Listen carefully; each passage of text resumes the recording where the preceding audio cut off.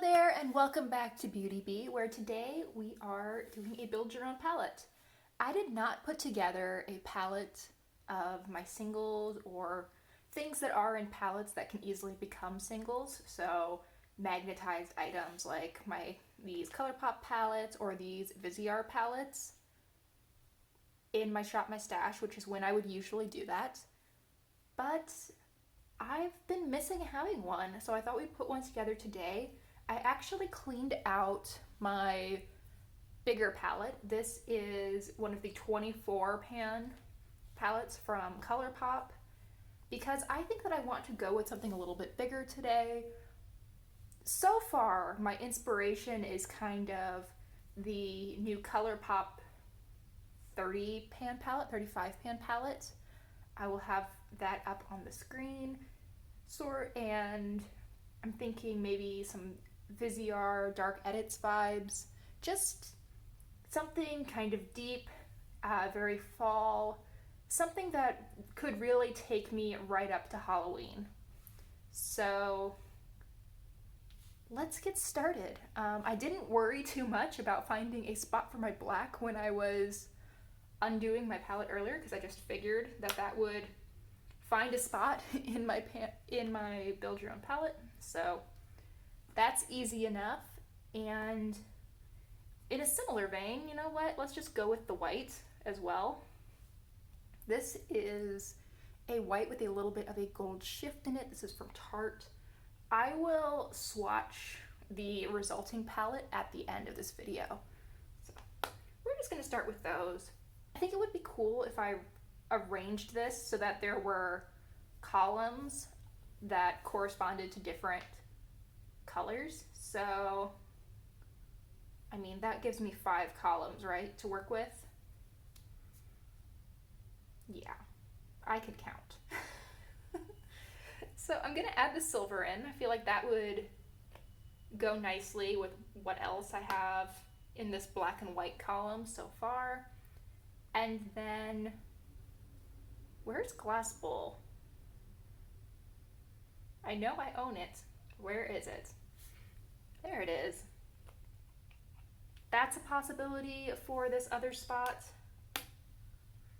But also I think that this rosy champagne shade might fit well in that column too.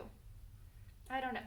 We're just gonna put both of them right there, and then I can see how the rest of the palette starts to take shape. I think that the next row is going to be, well, the next column is going to be purples. So let's start with a really deep matte purple. And I really have 2 options. I have this one and then this one from Colourpop, which, you know what? I forgot that I even had this shadow, but it needs to go in.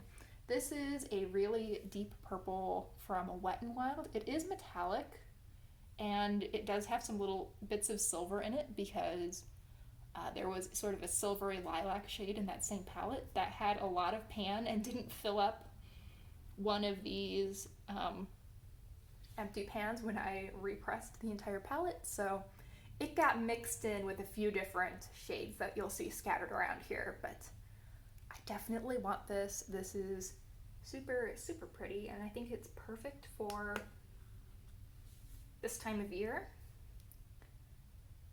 And then I think this purple, I want to put this purple in, not because I think it actually really suits the palette better, but just because it's bigger.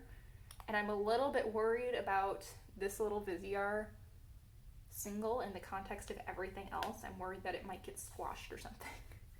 And that's probably not a reasonable concern, but it is a concern that I have, so I'm just gonna roll with it.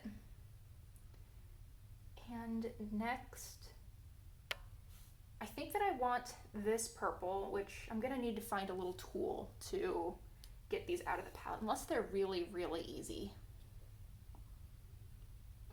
Let me go find something.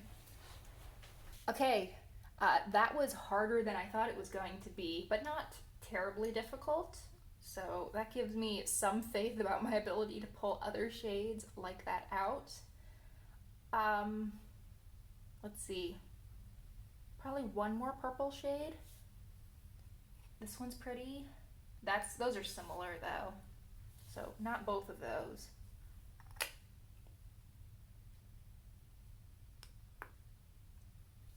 That'll do for right now at least.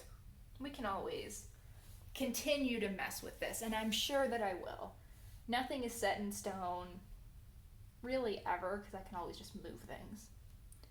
So next I'm thinking blues, or maybe more like blues and greens, because I don't think there's a ton of blue that I want to add in. I think this row might be more like teal. So let's go with this one for sure. This one's really pretty. This is a teal that's again repressed from that same Wet n Wild palette I was talking about earlier. Super, super pretty. Love that color.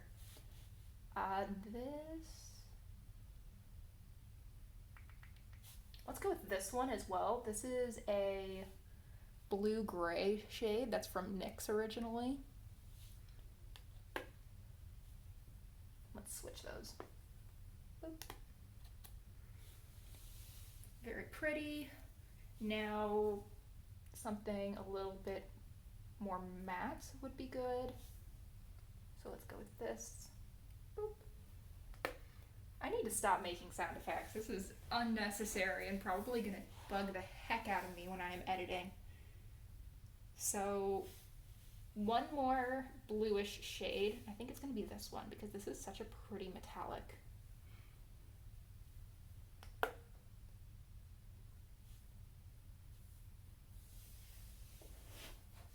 I think I'm more or less committed to Glass Bowl at this point. I think that'll work out really well for me.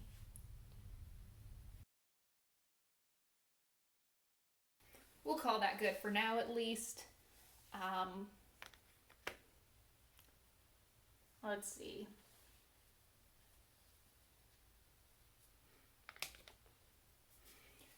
So that opens a spot up in my green row column. Goodness, I'm struggling today. So let's actually just shift everything down in that row. I've given up and I've just switched it this way so that I can read them as rows. That's how we go about things here. Problem solving. Okay. So yellow, orange, and red.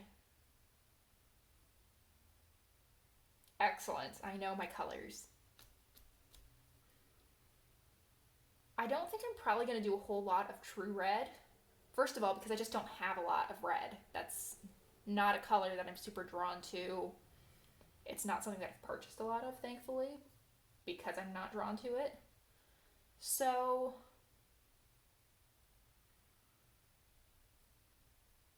I'm thinking it'll probably be more pink than red, but I do want this shade. This is a pretty red shade, and I'll want this as well. This is a reddish orange. It's very pretty. I like this color a lot. It'll go somewhere in that palette.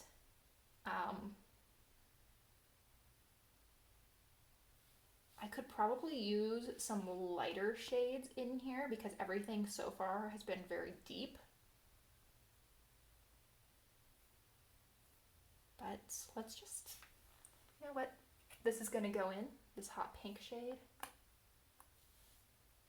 And this glittery pink, because why wouldn't I want to put a glittery pink in my palette? I think there should be a glittery pink in most palettes. Not really, but it'd be fun. And let's go with this yellow. I think of that as yellow more than a gold, just that's how it reads to me, but I think it functions pretty well in both contexts.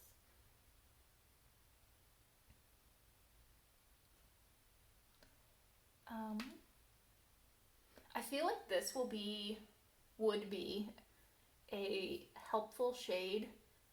I don't really have any sort of transition shades for these warmer colors. So that will be a good addition, I think. That makes sense. I'm right next to it.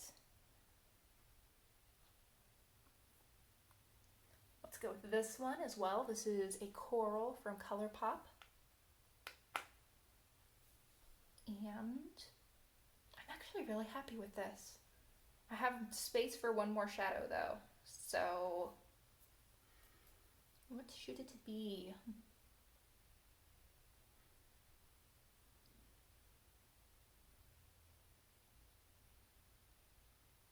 Let's just go with this. This is a pretty shade. What about this shade though? That could be pretty.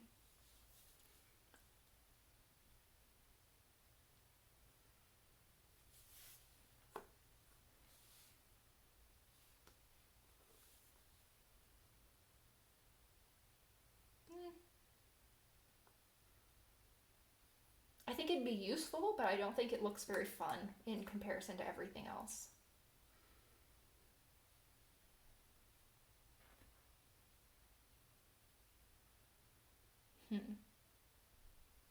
Okay, what if I just cheat and put in this shade? Then I get 25 shades. I get my transition-y shade. Get a cool tone transition shade, which would be helpful.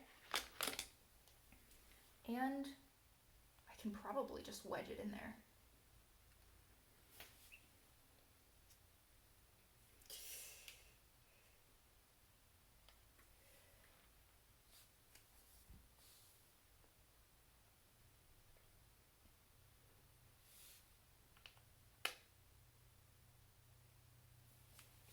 Beautiful.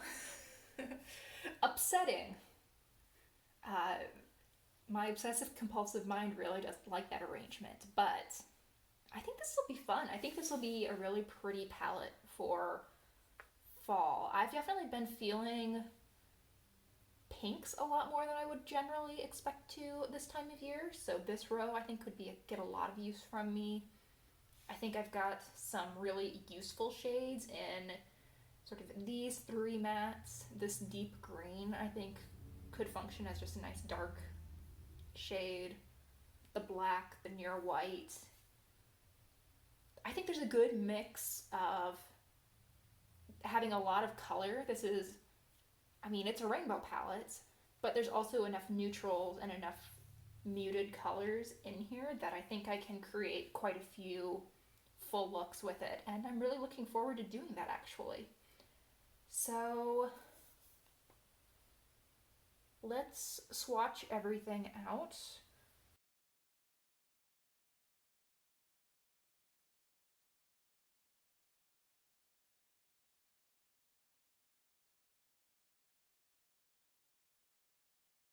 Here's a nice close-up view of the final palette. Thank you so much for watching. I really hope you enjoyed this video. I hope it was fun, and I hope you'll consider liking and subscribing if you thought it was. I am really looking forward to seeing y'all next time.